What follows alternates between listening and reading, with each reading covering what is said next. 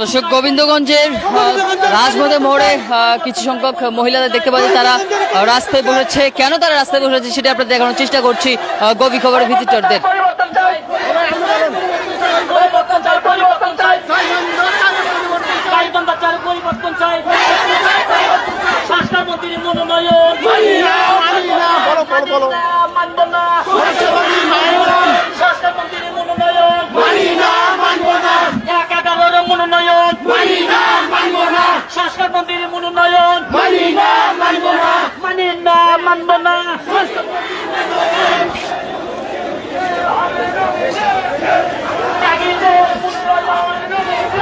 এদিকে দেখতে পাচ্ছি কিছু সংখ্যক পুরুষও এখানে বসেছে, যেখানে বাংলাদেশ জাতীয়তাবাদী দল বিএনপি অঙ্গ সহযোগী সংগঠনের বিভিন্ন নেতৃবৃন্দরা দেখা যাচ্ছে এই জায়গায়।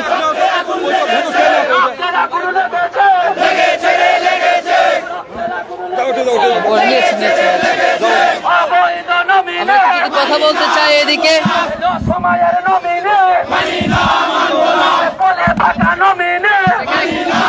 কিসের দাবিতে আপনার আমরা ফারুক কবির আহমেদের মনোনয়নের জন্য এখানে দাঁড়িয়ে আছি।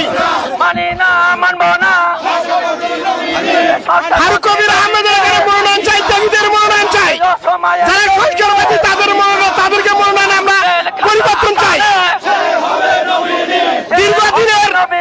দীর্ঘদিনের পলাতক আসামি ফারুক কবির আহমেদ এই গোবিন্দগঞ্জের প্রাণ পুরুষ এবং দীর্ঘ 17 বছর থেকে 95 থেকে এ পর্যন্ত ফারুক কবির আহমেদ রাজপথের একজন সাহসী সৈনিক।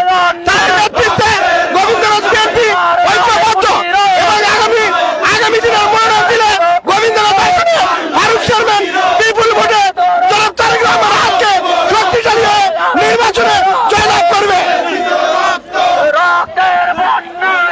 আমরা দেখতে পারলাম, তাদের কথা আমরা শুনলাম।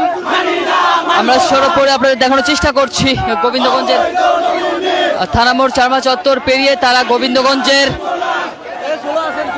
রাজমতি মোড়ে অবস্থান করছেন এবং গোবিন্দগঞ্জের বিভিন্ন সড়ক তারা পরিদর্শন করছেন।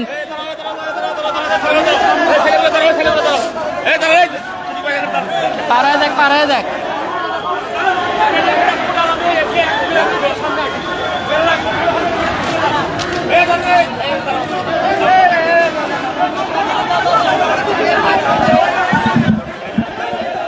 গাইবান্ধার গোবিন্দগঞ্জে দেখতে পাচ্ছি হাজারো জনতার ঢল।